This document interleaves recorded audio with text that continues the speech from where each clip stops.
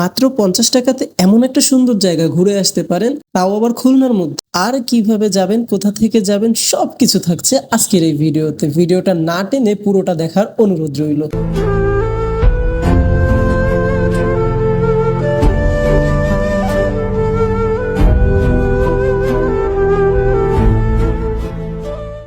এটি মূলত কালের গর্ভে হারিয়ে যাওয়া এক কালের ইতিহাস, যেখানে হাতিশালে হাতি থাকতো, ঘোড়াশালে ঘোড়া, যেখানে সন্ধ্যা হলে বসতো সবার নানা ধরনের বিচার। হ্যাঁ বন্ধুরা, এটা সিদ্দিপাশা জমিদার বাড়ি। 1750 সালের দিকে জানা যায় সুফল ভদ্র নামক এক ব্যক্তি নড়াইল থেকে এখানে বসত গড়ে তোলেন।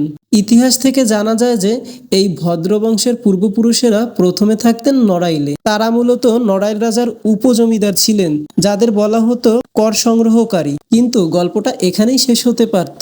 19 শতকের দিকে কাশীনাথ ভদ্র এবং তার পুত্র প্রাণহরি ভদ্র ব্রিটিশ সরকারের নিলাম থেকে এই অঞ্চলকে জমিদারি সত্ত্ব হিসেবে কিনে নেওয়া হয়। এটি প্রশাসনিক কাজ এবং নিজেদের বসবাসের জন্য তৈরি করা হয়।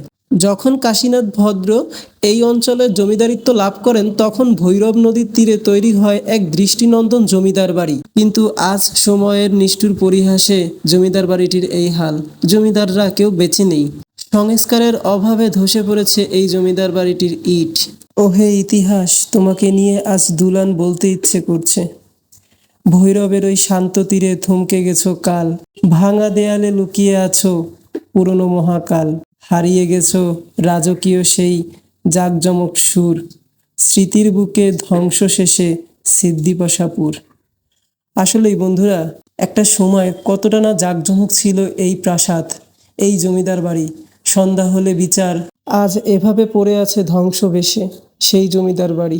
এর পাশাপাশি এখানে আছে একটি দাতব্য চিকিৎসালয়, যেখানে গাছগাছড়ার মাধ্যমে বিভিন্ন ধরনের ঔষধ তৈরি করা হতো। আর পাশেই ছিল একটি পাঠশালা। আর এখান থেকে যেটা দেখছেন সেটা একটা পুকুর পাড়। লোকমুখে জানা গেছে এখানে মহারাজারা, রাজারা এবং জমিদারেরা স্নান করতে আসতো। তবে এই এলাকার মানুষের কথা শুনেই শুধু এই কথাটা বিশ্বাস করা হয়নি, কারণ এই পুকুর ঘাটে সেই রাজার নাম লেখা ছিল। এক কথায় বলতে গেলে এখানে আসলে আপনাকে ইতিহাস মনে করিয়ে দিবে যে এখানকার জমিদার এবং রাজাদের কথা। তো বন্ধুরা, এই ভৈরবের তীরের এই ছোট্ট জমিদার বাড়িটিতে আসতে হলে আপনারা কোথা থেকে আসবেন সেটা এখন বলে দিচ্ছি। আমরা খুলনা অথবা ফুলতলা থেকে যদি আসতে চাই, তাহলে অবশ্যই আমাদের শিরামণিতে আসতে হবে। শিরামণিতে এসে আপনি রাস্তার পাশে অনেক ভ্যান দাঁড়িয়ে থাকতে দেখবেন। সেই ভ্যান আলাদের বলতে হবে আমি গাজীরঘাটে যাব, জনপ্রতি 15 টাকা গুনতে হবে। এবার গাজীরঘাট থেকে আপনাকে নৌকায় করে ওপার যেতে হবে, আর নৌকায় জনপ্রতি 10 টাকা করে নিবে। এবার এই ঘাট থেকে একদম সোজা হাঁটলে অথবা কাউকে জিজ্ঞেস করলেই আপনি দেখতে পাবেন সেই জমিদার বাড়ি। আর এই জমিদার বাড়ির পাশেই আছে একটি মন্দির।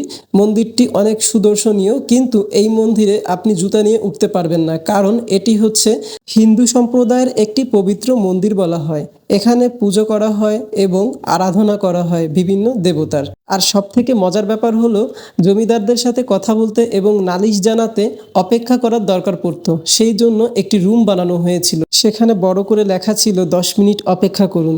যদিও লেখাটি ওইভাবে পরিষ্কার ছিল না, তবে আমি দেখানোর চেষ্টা করেছি। জমিদার বাড়িতে যাওয়ার পরে তাদের কাছ থেকে অবশ্যই পারমিশন নেবেন ছবি অথবা ভিডিও করার জন্য। আর ব্যক্তিগত দিক থেকে যদি আমার কাছে জানতে চান লোকেশনটা কেমন, তাহলে আমি বলবো যদি আপনি সুস্থ মস্তিষ্কের হয়ে থাকেন এবং ভদ্র সমাজের হয়ে থাকেন, তাহলে লোকেশনটা আপনার জন্য একদম বেস্ট। আর সব থেকে বড় কথা হচ্ছে, আমার ক্যামেরাম্যানকে আপনারা অসংখ্য অসংখ্য ধন্যবাদ দিবেন, কারণ তার কৃতিত্বে আমরা এই ভিডিওটি ধারণ করতে পেরেছি এবং আপনাদের মাঝে তুলে ধরতে পেরেছি। তো বন্ধুরা, ভিডিওটা কেমন লেগেছে অবশ্যই সবাই কমেন্ট করে জানাবেন এবং ফলো দিয়ে আমাদের পাশে থাকবেন। ধন্যবাদ সবাইকে। আসসালামু আলাইকুম।